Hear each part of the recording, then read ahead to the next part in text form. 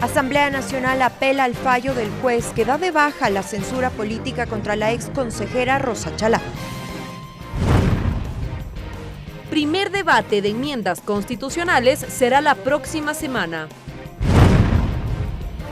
A pocos días de finalizar el 2019, los legisladores enlistan los retos de la Asamblea para el 2020. Hasta mediados de enero, Comisión del Derecho a la Salud tendría listo informe para segundo debate del proyecto de reformas a la Ley de Discapacidades. Los medios legislativos presentan TVL Noticias, emisión estelar con Ricardo Bravo. Viernes 13 de diciembre del 2019, amigas y amigos, tengan todos ustedes una buena tarde. Sean bienvenidos y bienvenidas a la emisión estelar de TVL Noticias.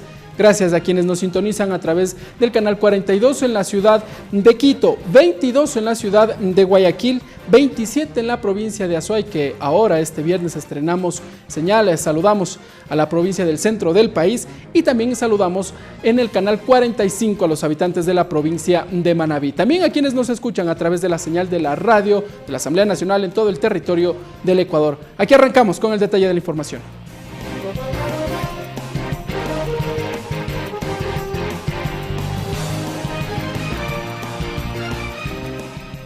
La Asamblea Nacional presentó formalmente una queja ante el Consejo de la Judicatura por la sentencia emitida por el juez de Santa Ana en la provincia de Manabí al fallar a favor de la ex consejera de Participación Ciudadana y Control Social, Rosa Chalá, sobre el proceso de censura política en su contra.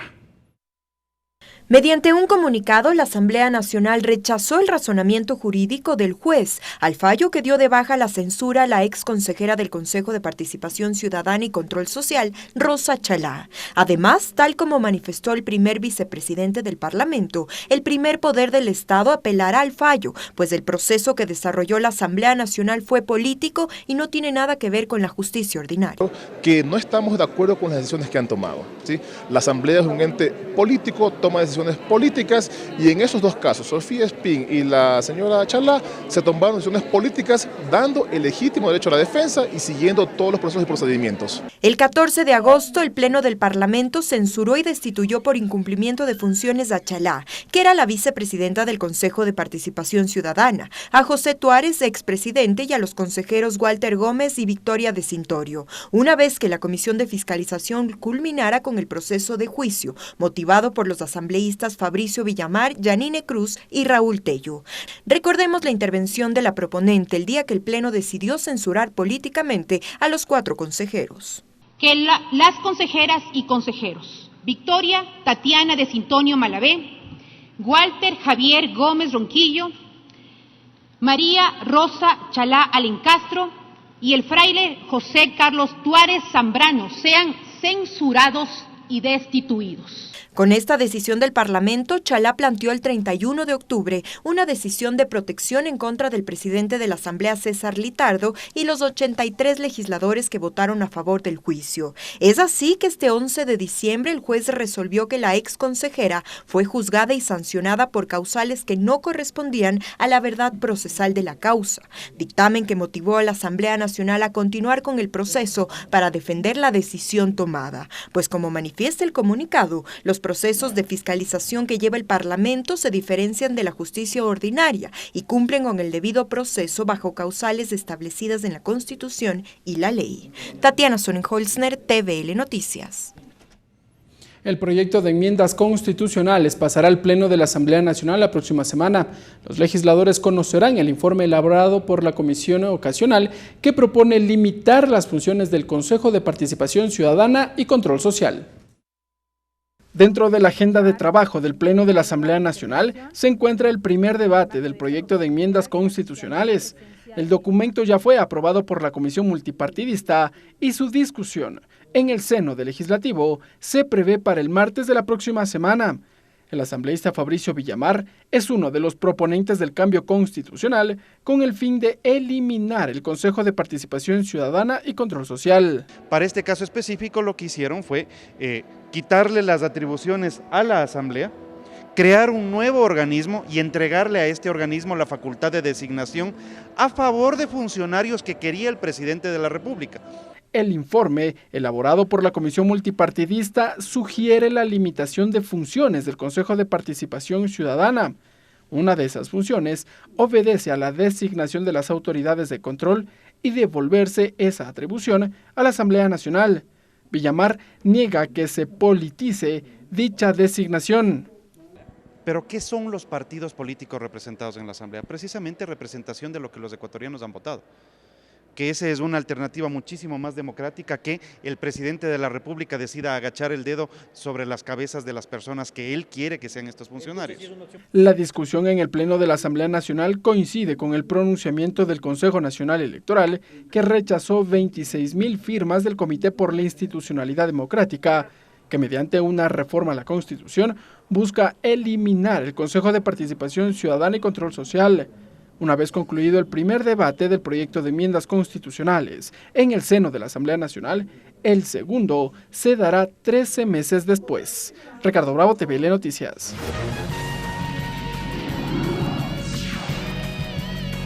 Entrevista.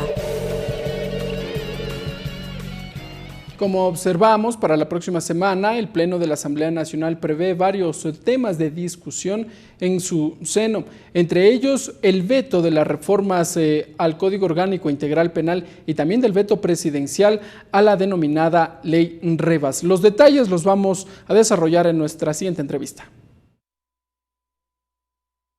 Jimena Peña, asambleísta por Estados Unidos y Canadá, coordinadora del bloque Alianza País, presidenta de la Comisión de Justicia y Estructura del Estado.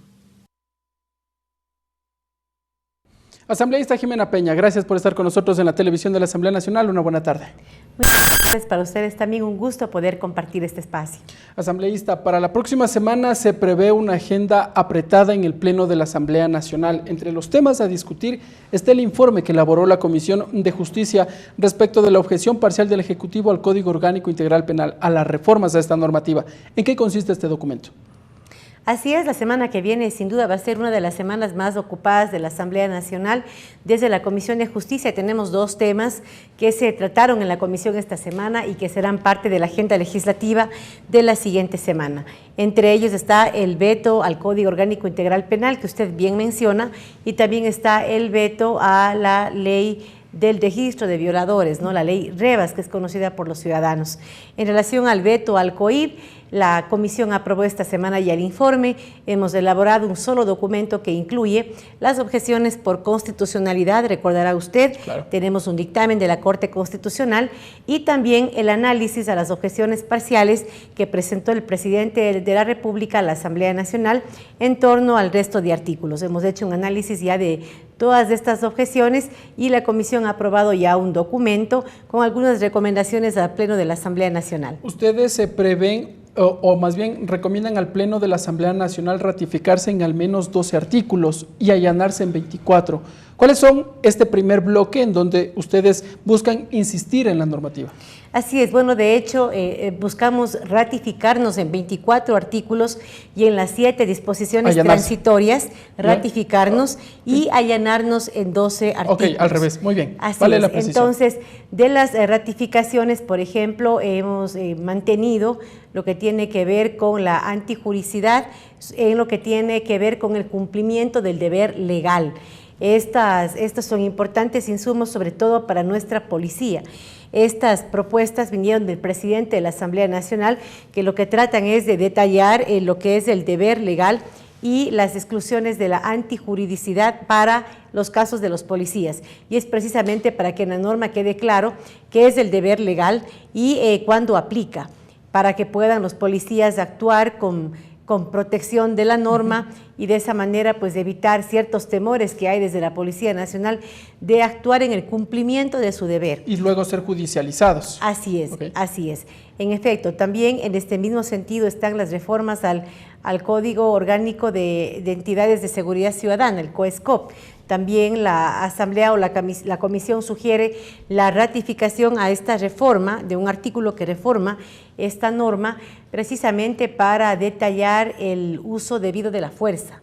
¿En qué medida, en qué casos? ¿Cómo se puede dar? Porque Así hay es. una eterna discusión. El uso progresivo de la fuerza entonces se detalla en esta reforma al COESCOP y entonces la comisión ahí decide ratificarse en ambos artículos, precisamente, insisto, teniendo en cuenta las preocupaciones de la Policía Nacional de que no tengan el respaldo normativo suficiente para actuar en el cumplimiento de su deber con tranquilidad. Ese es un tema importante en el que la comisión decide ratificarse. Dentro de los allanamientos también, por ejemplo, está el tema de agiotaje. Recordará usted que el hecho de que hayamos colocado o incluido el suero de leche dentro de este artículo causó algunas preocupaciones. El Ejecutivo ha tomado algunas medidas ya en el ámbito reglamentario, ha hecho un ajuste también en la redacción y por consiguiente creemos que lo pertinente es que la Asamblea pueda allanarse a las reformas del agiotaje que se encuentra dentro del bloque de allanamientos. ¿No va a ser sancionado con cárcel quien venda o efectúe este proceso de venta de suero de leche? Así es, no será sancionado con prisión, pero se establece a la leche dentro de los productos que tienen que tener controles en cuanto a los precios, ¿no? El agiotaje es un artículo que tiene que ver con esa competencia desleal, cuando, por ejemplo, cargan o cobran o pagan menos de lo que deben pagar, de acuerdo a los índices que establecen las autoridades, pues ciertos productos que son importantes, como están, por ejemplo, el tema de la leche, el tema de la papa y demás. Se incluye entonces la leche dentro de este artículo también, es decir, hay una reforma que da cierta tranquilidad al sector lechero y a su vez el tema de sanción por el otro queda ya como una sanción administrativa que ya el Ejecutivo ha reglamentado. También en el bloque de allanamientos también estamos incluyendo el tema de pelea de perros. Ahí también causó cierto ruido con el sector de los gallos que creían que este artículo, la reforma a este artículo podía traerles problemas cuanto a sus actividades. Por eso el Ejecutivo precisa la norma luego de haberse reunido con este sector y nos parece que los cambios que realiza la redacción del Ejecutivo se ajusta al espíritu del legislador. ¿Cuál es ese espíritu finalmente? ¿Estará prohibida la pelea? La pelea de perros y otros animales de fauna urbana, pero se excluyen aquellas actividades que se realizan en los que el último fin no es la muerte del animal. Es decir, hay actividades... Corrida de toros y gallos, para ser precisos. No, de hecho la corrida de toros sí me parece que es un tema de consulta popular, ¿no? Claro, Entonces, pero eso está vigente en Quito. Se excluyen entonces del artículo aquellas actividades que por consulta popular se permiten y además aquellas que no tienen como fin último la muerte del animal. Es decir, con esas dos precisiones dejamos por fuera el tema de los gallos y ya pues cada gobierno local podrá pues ir legislando a través de sus ordenanzas también lo que sea aplicable para sus territorios. Uno de los temas que generó discusión aquí y que el Ejecutivo decidió remitirlo a la Corte Constitucional es esta disposición en donde algunos señalan que se pretendía dar viabilidad a el aborto, a la despenalización del aborto en casos de violación. ¿Qué fue lo que resolvió la Corte Constitucional allí? Bueno, realmente era un error de técnica legislativa. Primero es un error nuestro, hay que decirlo, no debimos haber incluido esa disposición en lo aprobado, sin embargo, al haberse mocionado solamente la aprobación de 150 y no haberse incluido esa disposición que iban a la par, porque la disposición lo que hacía era implementar el artículo 150. Claro, el cual no fue aprobado por la Asamblea. Así es, como eso no pasó, entonces se aprobó una disposición. El Ejecutivo pudo haber vetado parcialmente, sugiriendo la eliminación de esa disposición porque era inaplicable al no estar aprobado el artículo 150. Sin embargo, el Ejecutivo lo que hace es mandar esto a la Corte Constitucional y pedirle a la Corte que se pronuncie sobre la constitucionalidad del artículo 150. Lo que hace la Corte es interesante, además sienta un precedente jurídico importante porque establece cuáles son las limitantes de un veto parcial, tanto para el presidente de la República. Le dice, mira, nosotros no podemos opinar sobre textos que no estén aprobados, que no hayan sido aprobados por la Asamblea Nacional, y en el caso de la disposición no nos podemos pronunciar porque es algo que, digamos, es un tema de técnica legislativa, un error de técnica legislativa, y eso es todo lo que hace la Corte. Porque no está el artículo aprobado, finalmente no hay cómo complementar con la disposición. No puede opinar sobre algo que no está aprobado y además en relación a la disposición, lo único que dice es que no hace nada porque es un error de técnica legislativa. Y eso sí nos complicó en el momento de procesar esto, porque claro, lo ideal hubiese sido que la Corte también sugiera la eliminación de la disposición al no haberse aprobado el artículo 150, pero no lo hace. Entonces, la Comisión lo que decidió es recomendar al Pleno de la Asamblea Nacional la ratificación de todas las disposiciones transitorias, porque además el Ejecutivo hace veta parcialmente la disposición transitoria segunda y crea una duplicidad entre la disposición transitoria sexta. Entonces, habrían dos de las mismas. Así es. Entonces, pese a que la Comisión, por ejemplo, quería allanarse en dos de las tres transitorias objetadas por el Ejecutivo, no lo pudo hacer, porque si lo hubiésemos hecho, hubiésemos tenido dos transitorias segundas, claro. La del 150, que no es aplicable, la otra que se refiere a la disposición transitoria sexta y la disposición transitoria sexta propiamente dicha. Por tal motivo, lo que la Comisión decidió es la ratificación en todas las 7 disposiciones para evitar duplicidades y mayor confusión, y si bien esta decisión lo que hace es mantener la disposición transitoria segunda dentro del texto, es lo jurídicamente más responsable y apegados a derecho, pues, y esperamos que más bien en un futuro proceso de reforma al Código Orgánico Integral Penal, esa disposición pueda ser derogada al ser inaplicable. En concreto, finalmente el artículo 150 queda tal cual existe ahora en la Constitución. Así es, no va a ser modificado. No existió reforma, lamentablemente seguirá penalizado la interrupción del embarazo en casos de violación. Correcto. Legisladora, avancemos brevemente. Otro de los informes que fue aprobado por la Comisión es este veto por inconstitucional que lo remitió el Ejecutivo a la ley Revas. ¿Qué sucedió allí? Así es, otro tema que también realmente nos consterna, una ley que fue aprobada por la Asamblea Nacional de manera unánime, una ley que tiene como único fin precautelar o cuidar la integridad sexual de nuestros niños, niñas y adolescentes, evitando que personas que sean sentenciadas por este tipo de delitos puedan trabajar nuevamente en ambientes que involucren niños, niñas y adolescentes. Sin embargo, nos sorprendió ya desde el inicio la objeción por constitucionalidad que realizó el presidente de la República y le pide a la Corte que se pronuncie, y la Corte hace un análisis y finalmente decide declarar este proyecto de ley inconstitucional.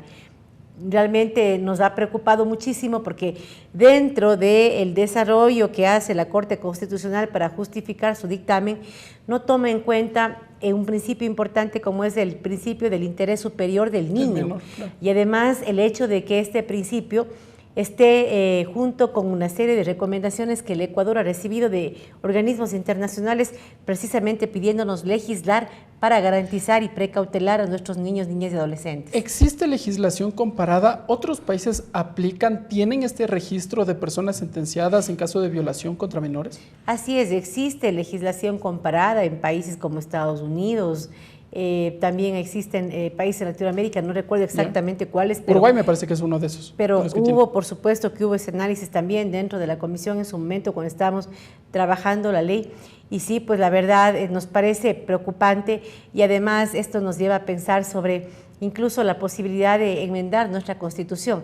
Hasta qué punto, si en efecto es pertinente la observación de la Corte Constitucional, hasta qué punto entonces nuestra Constitución debe ser también reconsiderada y enmendada con el fin de que podamos tener legislaciones que nos permitan, insisto, garantizar, precautelar, prevenir este tipo de acciones que además lamentablemente tienen un altísimo porcentaje aquí en el Ecuador. Muy bien, entonces finalmente este informe ustedes acogen el pronunciamiento de la Corte Constitucional y eso será presentado al Pleno de la Asamblea. Bajo protesta, la Comisión de Justicia tuvo que dar paso al informe que recomienda el archivo, pero luego de una serie de pronunciamientos muy sentidos por parte de los legisladores que realmente no comprendemos el dictamen de la Corte y lamentamos sobre todo por las familias que han tenido que sufrir esta calamidad de lo que es una violencia contra un niño, contra una niña, y además pues totalmente preocupados sobre que lamentablemente todavía en escuelas, en colegios, en iglesias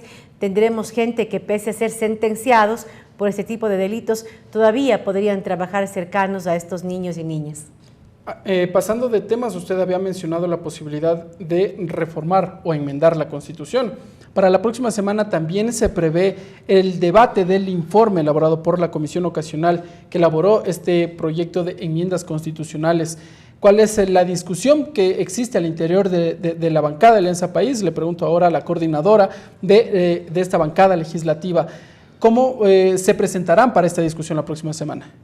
Bueno, la propuesta de enmendar a la Constitución para revisar la posibilidad de que las funciones de selección de autoridades puedan regresar nuevamente a la Asamblea Nacional es una propuesta que fue construida con varios sectores políticos. Creo que hicimos un gran trabajo en la propuesta propiamente que fue calificada por la Corte Constitucional, la comisión ocasional que fue creada para este proceso ha presentado ya su informe que será puesto en conocimiento esta semana. Realmente nosotros fuimos los que propusimos esta propuesta junto con otros sectores políticos y nuestra intención es que en efecto el Consejo de Participación Ciudadana ya no tenga esa misión de selección de autoridades y que eso pueda realizarse desde la Asamblea con la participación de la academia, de la sociedad civil, con el fin de elaborar un proceso que tenga filtros, que no dependa solamente de los legisladores, sino que desde la Asamblea se lidere un proceso que sea ciudadano, un proceso que garantice esa participación ciudadana también, incluso con la misma participación del Consejo de Participación Ciudadana. Entiendo que la propuesta ha sufrido algunas modificaciones dentro de la comisión ocasional. Yo realmente quisiera conocer a profundidad, todavía no hemos revisado el informe, no hemos tenido una reunión de bancada oficial para analizar este informe de primer debate. ¿Pero la tendrán la próxima semana? Además, probablemente sí, pero nótese que es todavía un proceso de primer debate y que luego de esta jornada de debate donde podremos conocer la visión de los comisionados, luego después de un año tendremos el segundo debate. 13 meses dice la normativa. Así es, tenemos tiempo entonces para revisar la propuesta, para ver también cuál es el espíritu de los legisladores en el Pleno y en base a eso ir haciendo aportes que nos permitan fortalecer la propuesta original, el informe de la comisión y pues ojalá luego de 13 meses poder debatir nuevamente este tema y con 91 votos aprobar las enmiendas. Muy bien, gracias asambleísta por estar con nosotros en la televisión de la Asamblea Nacional. Muchísimas gracias, un gusto compartir con ustedes. La presidenta de la Comisión de Justicia y Estructura del Estado, asambleísta Jimena Peña, entregándonos detalles respecto de la agenda legislativa que se prevé para la próxima semana. Seguimos con más información.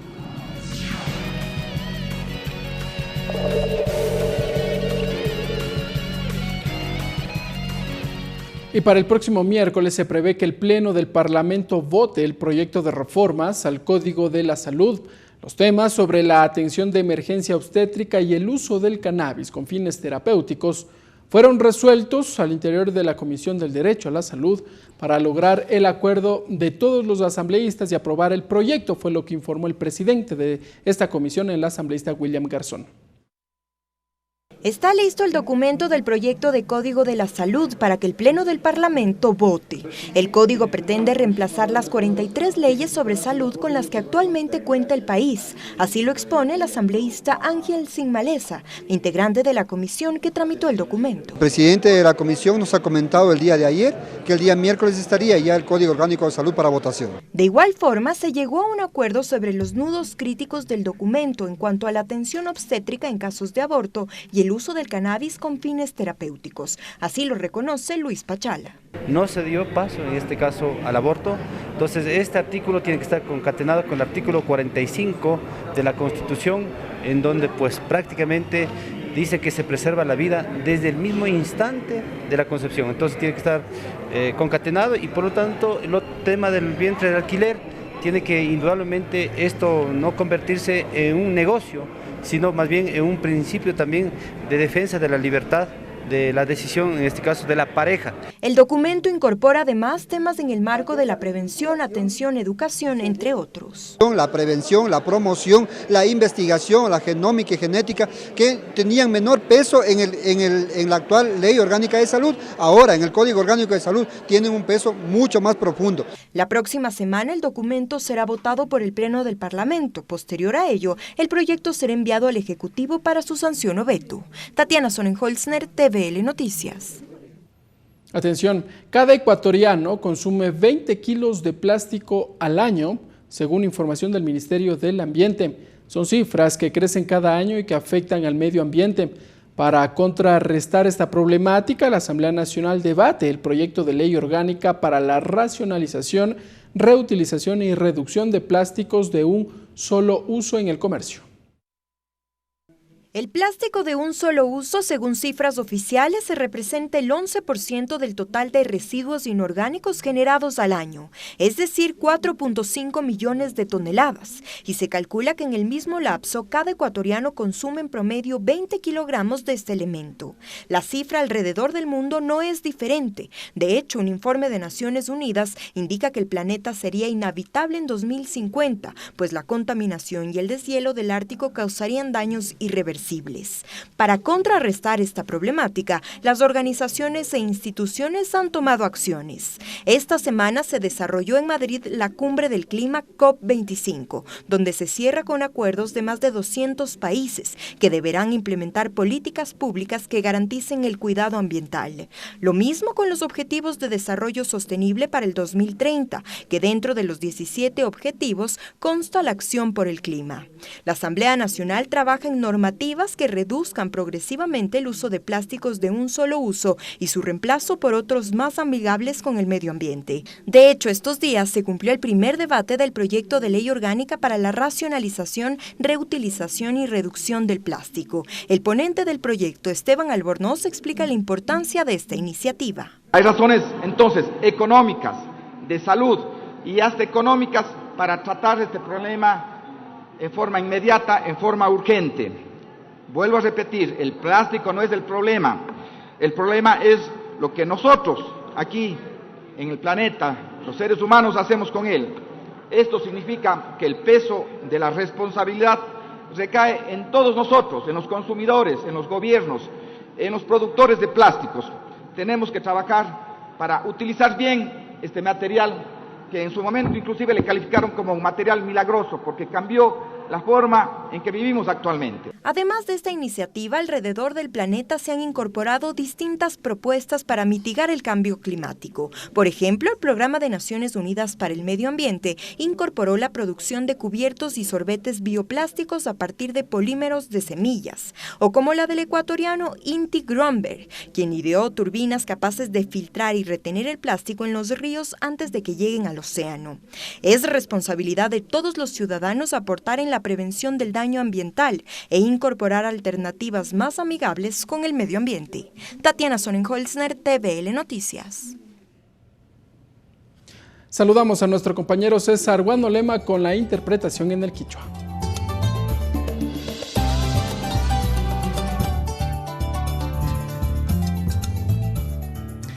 Miga chihuaychiga yukuna yukunchi ñami kasna kaichishi kikipa guasiman chayamukunchi Mashi Ricardo Bravo ayichishi willa kunahuancaipi callarinchi comunicado Asamblea Apelación Fallo Mamayakta tandanakui imamanta mi kunankaipunja ima kashuguillaita chayachishka kuna kai Consejo de la Judicatura hatun kamaiwasiman kaipi mi kasna kai Manaví marca kai Santa Ana kitiji imapi kasna kai ñaupa Kai Participación Ciudadana Hatun Tandanakuypi Rimari, Rosa Chalá Warmi Imata Kasnakaypi Wanachishka Kunakarka, Chayka Manapakta Nishpami Kasnakaypi Willaykuna Imata Churashka. Chaymantami Willaykuna Imaka Kai Mamayakta Tandanakuymanta Yuxishka Kasna Tukuy Paktatami Rurarkanchik Nishpam.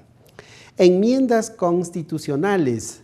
Shidayati kai mamakamachi mushuyachina pa mañaykuna imatami kasnakai mamayakta tandanaku yukupi llankashpa katikunkuna. Shinaka kai shamu junkai imapimi tukuy willaykuna tacharishun ninmi. Shidayati kai pimi kai Consejo de Participación Ciudadana tandanakuy imapak llankaykuna ushaykuna imata kai pika ashayachinata mañakunchik nishkami. Shinapash kasna kai shamu punjakuna imapimi ashtawan llankaykuna kai ñawpakman katinganishpa willachirkakuna. Expectativa votación kai Código de la Salud hatun kamachi imatapishmi ña kai mamayakta tandanaku yukupi allichishpa ñawpakman katikunkuna. Shinallati kai Comisión de la Salud mingarishka pillanka kapukuna imakaninmi ñukunchika ñami Kilkata charinchi shinami kay shamupunchakuna ima tukuy kay kilkata arininapak apushitashun nishpami willachirka kunam. Hasta aquí la interpretación en el quichua. Regresamos con TVL Noticias, emisión estelar, luego de la siguiente pausa promocional. Continuamos con TVL Noticias, emisión estelar. En un informe de 103 páginas, el equipo de seguimiento especial, designado por el Comité Interamericano de Derechos Humanos, concluyó que hubo omisiones por parte de las instituciones del Estado para la protección del equipo periodístico del diario El Comercio. De su lado, el gobierno ratificó que esta investigación permitirá el esclarecimiento de los hechos ocurridos en marzo del año pasado. Sobre la base de 4 aspectos: secuestro, hechos violentos, seguimiento e investigaciones de las Fiscalías de Ecuador y Colombia, análisis, derecho a la verdad y garantías de no repetición, la Comisión Interamericana de Derechos Humanos, CIDH, sustentó el informe de los resultados de la investigación del equipo de seguimiento especial, que indagó las circunstancias del secuestro y la ejecución del equipo periodístico del Comercio, asesinados en marzo del 2018.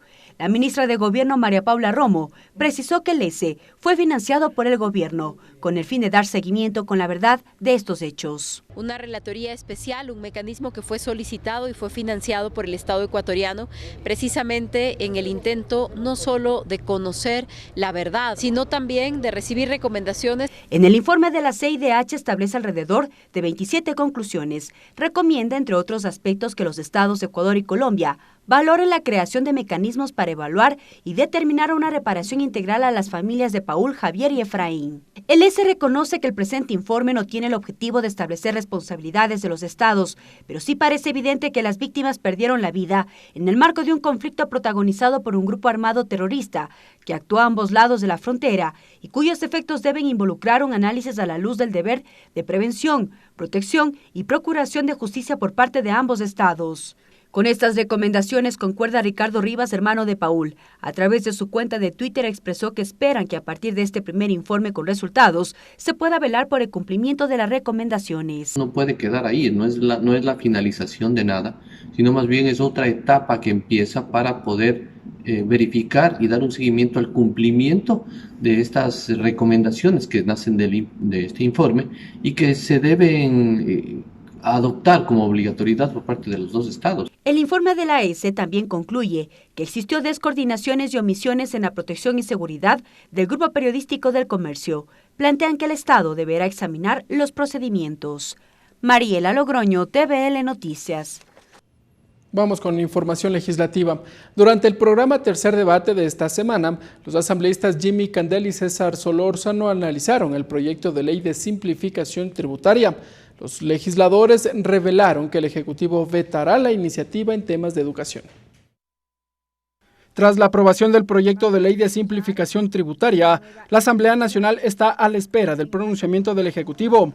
Durante el programa Tercer Debate de esta semana, Jimmy Candel y César Solórzano, legisladores de la bancada de Integración Nacional, destacaron la incorporación de artículos relacionados con la docencia comunitaria. El tema de las madres comunitarias constituidas en educadores populares, en alfabetizadores, en gente que dirige biblioteca, en gente que está dedicada a la educación popular, gente que recibió emolumentos del Ministerio de Educación, pero nunca fueron afiliados al Seguro Social. En que se pueda reconocer estos recursos o este derecho que tienen estos educadores que realmente no habían sido ellos incluidos dentro del pago, obviamente, de sus haberes. Me refiero incluso también al tema de seguridad social. Dentro del proyecto de ley se incluye una disposición transitoria para que el Ejecutivo cancele los favores pendientes a los docentes comunitarios. De la posibilidad de que se emitan bonos del Estado para pagar deudas que tengan el Estado a través de sus organismos. Esto es alrededor de 13 millones de dólares, que es lo que se esperaba, que se haga justicia con estos educadores. Por otro lado, Solórzano defendió la inclusión del artículo relacionado con la reinversión que harán las empresas telefónicas por el uso del espectro radioeléctrico. No entiendo la preocupación de varios legisladores. No sé cuál es su preocupación, si es el Estado mismo el que va el que lo va a hacer actualmente, y con la ley que aprobamos lo va a seguir haciendo el Estado. Esos recursos van a reinvertirse por parte del Estado, quien va a tener disposición amplia sobre los recursos. Si el Ejecutivo objeta el proyecto de ley, la Asamblea Nacional tendrá 30 días para la elaboración del informe respectivo. Ricardo Bravo, TVL Noticias. Las reformas a la Ley de la Función Legislativa, así como la Ley de Fomento Agropecuario y las enmiendas constitucionales, son algunos de los temas que los legisladores consideran fundamentales para su tratamiento en el 2020. A continuación, los detalles. A pocos días de finalizar el 2019, los legisladores catalogan como un logro la aprobación de las reformas al Código de la Democracia. Hemos cumplido con la aprobación del Código de la Democracia, que creo que fue un paso bien importante para el país en general al cambiar el método, por ejemplo, de designación de escaños. Sin embargo, a la par reconocen que existen varios retos para el 2020. Por ejemplo, el tratamiento de las reformas a la Ley de la Función Legislativa, con el fin de sanear los vacíos legales que contiene la normativa actual. Es una importante reforma que permita, primero, yo creo que establecer una verdadera legislación, un verdadero debate en el cual no sea el ponente de la ley el dueño de la propuesta y el que determine cuál el mecanismo para votar. Asimismo, en la palestra quedaría pendiente el tratamiento de las reformas constitucionales, así como las reformas laborales que debe enviar el Ejecutivo. Esa fue una expectativa que pensaríamos se debió haber tratado durante este año. Lastimosamente no ha sido esa la prioridad en el envío desde el Ejecutivo. En materia productiva, la vicepresidenta de la Comisión de Soberanía Alimentaria considera fundamental la creación de leyes que contengan beneficios para sectores como el agropecuario. Estamos justamente trabajando una ley macro de fomento y desarrollo agropecuario. Entonces yo creo que entregarle este tipo de normativas al pueblo ecuatoriano es lo que debería estar siempre por delante. También esperan que se debata en el Pleno los proyectos de ley de emprendimiento, el Código de la Salud, las reformas a la Ley de Tránsito y el nuevo Código de la Niñez y Adolescencia. Lorena Espinosa, TVL Noticias. La Comisión de los Derechos de los Trabajadores elaborará el informe respecto del pago de pensiones vitalicias a expresidentes y exvicepresidentes de la República. Todas las iniciativas serán unificadas en un solo texto. La Comisión de los Derechos de los Trabajadores de la Asamblea Nacional aprobó con 8 votos unificar y elaborar el informe para primer debate de los proyectos que reforman la Ley Orgánica de Servicio Público relacionados con el régimen de pensiones vitalicias a expresidentes y exvicepresidentes de la República. Los 7 proyectos que se unificarán buscan eliminar las pensiones vitalicias a exmandatarios por diversas circunstancias. En ese marco, el asambleísta Eliseo Azuero explicó su propuesta de reforma. No es posible que los presidentes de manera general o expresidentes desde siempre puedan gozar de este privilegio o este derecho que le cuesta al Estado, si mal no recuerdo, 11 millones de dólares. No es tanto la suma, pero es el principio. Azuero mencionó que existe un sentido ciudadano que solicita la eliminación total de las pensiones a exmandatarios. Y que a partir de los 2 años ellos pierdan ese derecho conforme lo planteo en el proyecto de ley para recuperarlo cuando todos los ecuatorianos estamos en condición de ser jubilados, es decir, de jubilarnos que es a los 65 años. En ese sentido se pronunció Andrés Mendoza del colectivo Quinto Poder Somos Todos, quienes recogieron alrededor de 60,000 firmas para eliminar las pensiones vitalicias. Vale menos un hospital, el cual desde el punto de vista de los naranjaleños de nacimiento y de corazón esperamos que sea repotenciado para salvar vidas, o es más importante pagarle a 27 personas que ya cumplieron su ciclo, ya cumplieron su función con el país y del cual ya se les pagó un sueldo por cumplir las funciones que en algunos de los casos se les encargó mediante el voto. Mendoza insistió en la necesidad de eliminar completamente las pensiones vitalicias. Ricardo Bravo, TVL Noticias. La Comisión de Desarrollo Económico recibió a los representantes del Consejo Nacional de Gobiernos Parroquiales y Rurales del Ecuador, CONAGOPARE, quienes explicaron los inconvenientes que atraviesan las reformas a un instructivo del Ministerio de Energía. La comisión solicitará acciones a las autoridades para no afectar a la ruralidad. René Lucero, representante del gobierno provincial de Cañar, explicó ante la comisión que tras la reforma de un instructivo para la compra de derivados de petróleo, las juntas parroquiales quedaron fuera de ser beneficiarias de la cuantía doméstica y ahora son considerados en el catastro industrial. Y estamos con la maquinaria paralizada, y cuando hablamos de la maquinaria paralizada queremos decir que los tractores agrícolas de este rato no están funcionando, no están haciendo el arado de la tierra para poder hacer los cultivos y en plena época de siembras. Con esta modificación aseguró que no podrán acceder al subsidio de combustible y obliga a adquirir grandes cantidades, lo que afectaría al presupuesto. Es decir, el costo del combustible para nosotros, las juntas parroquiales que estamos pellizcando del Estado central un poco de presupuesto para trabajar en nuestras competencias, prácticamente tendremos que pagar más de $2.30 el galón de combustible. O sea, es un castigo. Situación que cuestionaron los legisladores, pues dijeron que el Estado mira la ruralidad con discriminación. Y este es un problema estructural, grave, porque se los ve con desprecio, con discriminación. Se persigue al sector rural. Basta ver que un hombre que sale del campo con su producción en la cartera es detenido, es extorsionado. Lamento y rechazo la no presencia del ministro aquí en la comisión.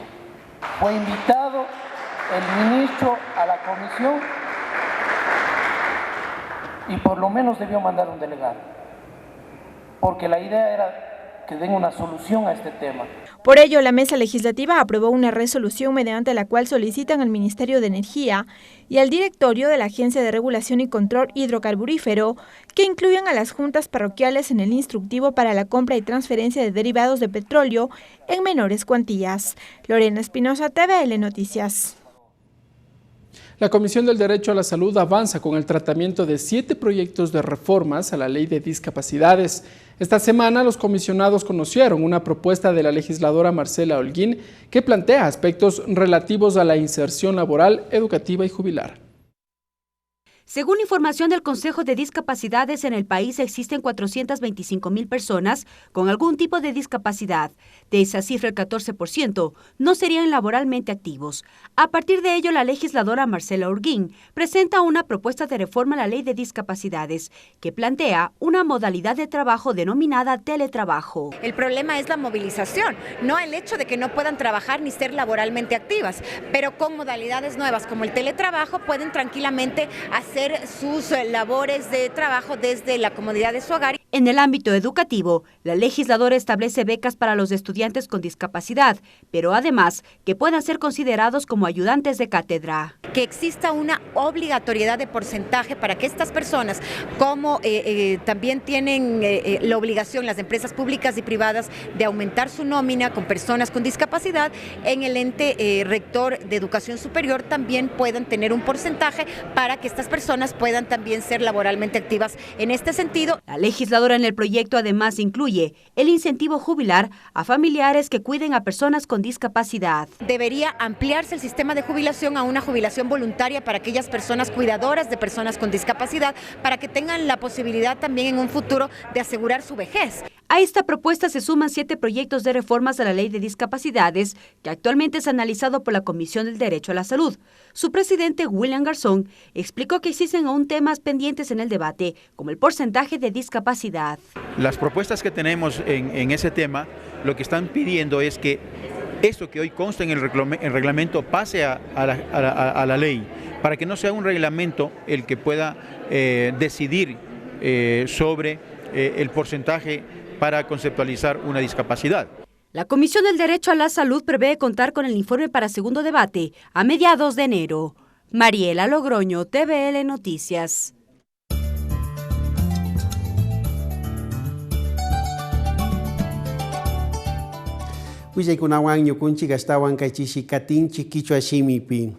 Informe CIDH. Kasnakai hatun tandanaku ima mikai Comité Interamericano de Derechos Humanos UCUPI kasna yuyay pactarima chayashkakuna imamanta que Diario El Comercio chay pillanka runakuna imami kimsa wañurka yashi killakuna watakunapi chay tami kasnakai pika imamanta wañushka imashina yayakta mana pacta llankay kuna imata ñawpakman apashkanishpami willachishkakuna. Tercer debate, Shinayati Kasnakai Hatun Rimanakui Imamangmi, Jimmy Candel, César Solórzano, Apucuna Ima Chayamurka, Paikuna Mikaipika, la ley de simplificación tributaria Kamachi Imata, Rimanakurka Kuna. Paikuna Kaningmi, Nyukunchi Kai Kamachi Imatami, Pacta Rikushpa Apushitranchi, Shinapas Kunanka, Yaktapusha Gimata, Kasnaka Maikuna Tañopama, Pactamishua Kunchinishpami, Rixi Chirkam. Retos 2020, Shinayatika y Shamuguata Ima Pimi Mamayakta Tandanaku Yukupi Imaya Yankana Kuna Ima Tañariku con Chaipagmica y ley de la función legislativa, Shinayatika y fomento agropecuario Kamachi, Shinayatika y Mama Kamachi, Mushugachina Ima Tami, Yukuchika Yankana Pachurashkakanchi Nishpami, Rixichirka Kuna. Reformas pensiones vitalicias, Shinayatika y Ñaupa Watakuna o Shamu Watakuna Imapi, Yaktapusha. Yaktata kipa pusha kuna ima kasna kulkita wiñay kama hapina imatami kaipika rikunakanchi kutimpas kasna kamachi kunata mushuk yachishpa chaytami ñukunchika llanka kunchi nishpami rixichirka kuna. Hasta aquí la interpretación en el quichua.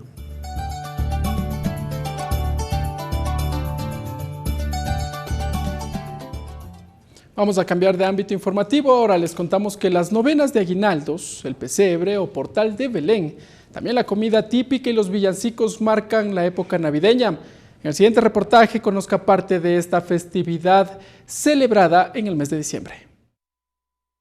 Llegó la época navideña y con ello las tradiciones. El ambiente luce diferente con los adornos navideños, las luces de todos los colores, las guirnaldas, el árbol de Navidad y el pesebre o portal de Belén representan el acontecimiento del nacimiento de Jesús, equivalente esto al anuncio del misterio de la encarnación del Hijo de Dios con alegría y sencillez. Todo esto forma parte de la temporada que se vive en diciembre. El primer día de la época en diciembre es de Adviento, que significa venida, a través de la cual los cristianos nos preparamos para la llegada de Jesús. ¿Pero cómo nos preparamos? A través de las novenas de aguinaldos, como se las conoce. Es una costumbre católica arraigada en Colombia, Venezuela y Ecuador, relacionada con la festividad de Navidad. Se trata de una oración rezada durante 9 días, en la época previa a la Navidad. Más allá de la tradición católica, la novena de aguinaldos se ha convertido en un evento social, en el cual en torno a la oración se reúnen los miembros de la familia, los trabajadores de sus compañías y las comunidades en los parques o en los centros comerciales. Además, acompañan el evento con el canto de villancicos y el compartir de aperitivos tradicionales para el tiempo de Navidad. Entender el rol que cumplimos, el poder llevar reconciliación. Jesús nos reconcilia y nosotros podamos llevar el perdón en nuestros hogares. Luego de esta preparación llega el 25 de diciembre, cuando el mundo entero, en particular los cristianos, celebran la Navidad, que conmemora el nacimiento del niño Jesús. Mariela Logroño, TVL Noticias. Entrevista. Bien, amigas y amigos, como observamos en la nota precedente, se acerca la Navidad y varias de las actividades se desarrollarán a lo largo de estos días. Obras de teatro también se efectuarán en la capital. Las vamos a conocer de lo que se trata en nuestra siguiente entrevista. Viviana Narváez, expositora en talleres de construcción de títeres, de narración oral y de teatro, directora de la obra de teatro de Lila Loli Chimbía con la Escuela de Teatro Nómada en el 2011, actriz y titiritera del Teatro Samadhi. Viviana Narváez, buenas tardes, gracias por estar con nosotros en la televisión de la Asamblea Nacional. Buenas tardes, un gusto estar aquí. Viviana, cuéntanos un poco sobre esta obra de teatro que empezará la próxima semana a propósito de esta época festiva de la Navidad. Sí, justamente nosotros vamos a presentar, es una obra de teatro para toda la familia. Están invitados tanto niños, papás, abuelitos. Vamos a presentar en el Teatro Escena 1. Esto está en el norte de la ciudad, en la Real Audiencia. Esto es un poco para que la gente se ubique por el sector de la 10 de agosto, norte de la capital prácticamente. Sí, al norte de la capital, sí. ¿En qué consiste esta obra de teatro? Esta obra de teatro justamente nos habla de la Navidad. No sé si ustedes han escuchado quizás sobre cuentos de Navidad, sobre Scrooge, este personaje muy famoso que odia la Navidad y que... Grinch le dicen algunos. Sí, el Grinch es un personaje Yeah. Y Scrooge es otro personaje. ¿Hay dos? Sí, son dos historias diferentes, pero que a la final, digamos que es lo mismo. Es este personaje un poco histérico que detesta la Navidad, pero que a la final la termina adorando como todo el mundo, ¿no? ¿Por qué odia la Navidad de Scrooge? Porque ha tenido unas experiencias muy feas en su niñez y en su juventud. Entonces esta época le recuerda a esto que él no quiere de sí, de su persona. Es como un deseo reprimido, dirían algunos. Sí, los psicólogos sobre todo. Exactamente. Entonces, pero posteriormente ya él ya va descubriendo con unos personajes que son unos espíritus que se van presentando en él la noche de Navidad. Se va presentando su pasado, su presente, su futuro, y él va viendo la importancia de realmente estar con la familia, de amar a la gente que está alrededor suyo y de celebrar esta fecha que es importante también para la humanidad. En esta obra de teatro no solo habrá títeres, ¿qué más habrá? Hay actuación, hay máscaras, hay unos efectos muy bonitos que se llaman teatro negro, que son como efectos fosforescentes, que segurísimo a los niños les va a encantar mucho porque es muy, muy mágico. Entonces nosotros estamos presentando justamente esta obra el viernes 20, el sábado 21 y domingo 22. Son las únicas funciones que vamos a tener. ¿Tienen un costo las entradas? Sí, tienen un costo, está a $7 público adulto. Hay una diferencia para los niños, $6, y para personas discapacitadas y tercera edad, a $5. ¿Tiene usted los horarios? ¿De qué hora a qué horas va a haber estas funciones? Sí, el día viernes, que es la próxima semana, el día viernes vamos a arrancar a las 7:30 de la noche en el Teatro Escena 1.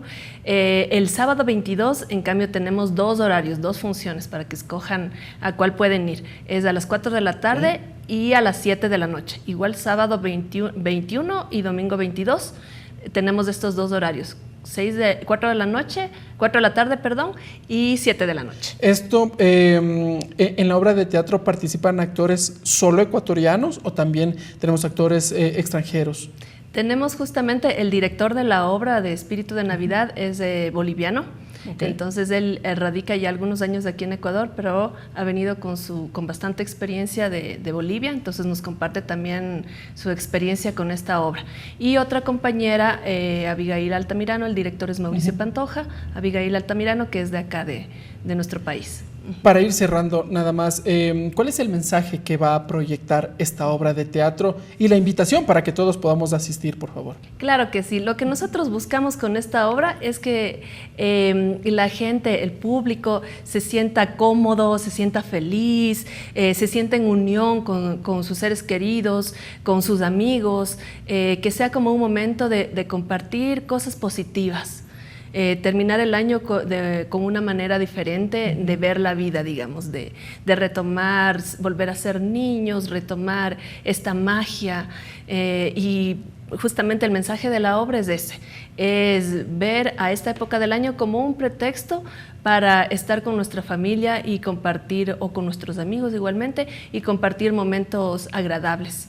Rescatar el valor de la unidad, sobre todo. Exactamente. Entonces eso es lo que quisiéramos transmitir al público, ¿no? Y sería muy bonito que lo podamos ver a muchos niños, papás, mamás compartiendo estos momentos. La invitación entonces para que la gente nos pueda acompañar. Sí, bueno, están invitados todos cordialmente al Teatro Escena 1, que está ubicado en la Real Audiencia, al viernes 20, sábado 21 y domingo 22, que estaremos ahí con títeres, teatro, máscaras y magia. Muy bien, gracias Viviana por estar con nosotros en la televisión de la Asamblea Nacional. Viviana Narváez, directora del grupo de teatro Samadhi, entregándonos detalles respecto de esta obra teatral que se estrenará en la capital la próxima semana.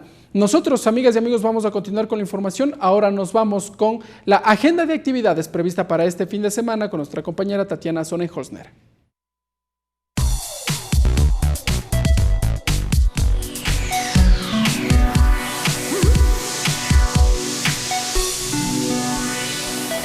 Al fin viernes, momento de la agenda cultural. Bienvenidos y bienvenidas a conocer los eventos de este viernes, sábado y domingo. Diciembre, además de ser un mes navideño, se celebra Quito por su fundación. Así que te invito este viernes, sábado y domingo a partir de las 9:30 de la mañana al Museo del Carmen Alto, pues habrá una exposición sobre los oficios y las ocupaciones en la colonia y también a inicios de la República. Es un evento apto para todo público que cuesta $3 para los adultos, $2 para estudiantes, $1.50 para los niños y las niñas y es completamente gratis para las personas de la tercera edad. Así que ya sabes, no tienes excusa para no visitar este viernes el Museo del Carmen Alto. Arrancamos con los eventos navideños. Este sábado podrás encontrar el regalo que estabas buscando a un bajo precio y también con conciencia sobre el consumo y el medio ambiente. Te traigo una feria de pulgas donde encontrarás cosas de segunda mano, pero también emprendimientos nuevos. Empieza a las 10 de la mañana y es en La Cafetina. Y a las 3 de la tarde se llevará a cabo una fiesta en la Escuela Granja de la Fundación Cecilia Rivadeneira. La idea es crear conciencia sobre la solidaridad y la inclusión. Habrá varias actividades como el encendido del árbol, también la creación de la carta más grande del mundo, entre otras sorpresas para toda tu familia. Estas dos actividades son completamente gratuitas. Seguimos con las ferias. Este domingo a las 10:30 de la mañana en el Pulguero en Cumbayá podrás ser parte de esta feria donde habrá diseños de artistas independientes, joyería artesanal, también los dulces tradicionales de la Navidad y otras sorpresas más. Tal vez puedas encontrar el regalo perfecto que estabas buscando. Es un evento completamente gratuito. ¿Y hay algo más tradicional en Navidad que el Grinch? No creo, así que te invito a este domingo a partir de las 11:30 de la mañana al patio de comedias para que conozcas sobre esta historia clásica de Navidad. La única diferencia es que está ecuatorianizada, así que no te la puedes perder. Y estos fueron algunos de los planes que te traigo para este fin de semana. Recuerda que hay nuevos eventos cada viernes por los noticieros de la televisión legislativa. Hasta la próxima.